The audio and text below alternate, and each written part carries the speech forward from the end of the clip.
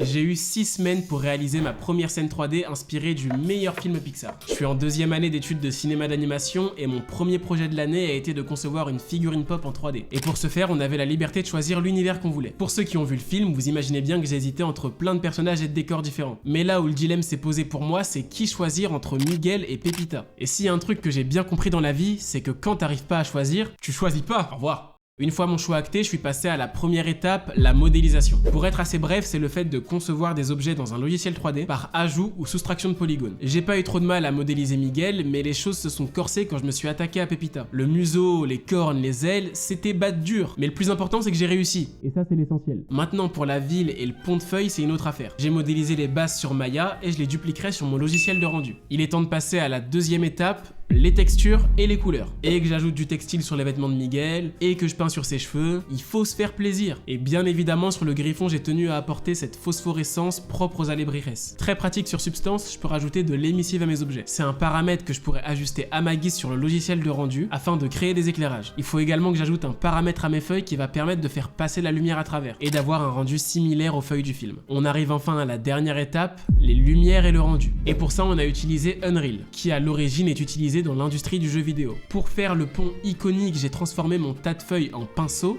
en brush, et j'ai peint les feuilles sur la surface du pont. Et concernant la ville, j'ai dupliqué les bâtiments, énormément. Je les ai placés, déplacés, changé certaines couleurs, jusqu'à ce que ça ressemble au plan du film. Afin que mon image soit lisible, j'ai mis de la brume sur les immeubles, j'ai fait en sorte que l'arrière-plan soit bleuté afin qu'il contraste avec le premier plan orange, un peu de profondeur de champ, et la magie opère. Si l'image finale te plaît, tu peux la retrouver sur mon compte Instagram. Au revoir.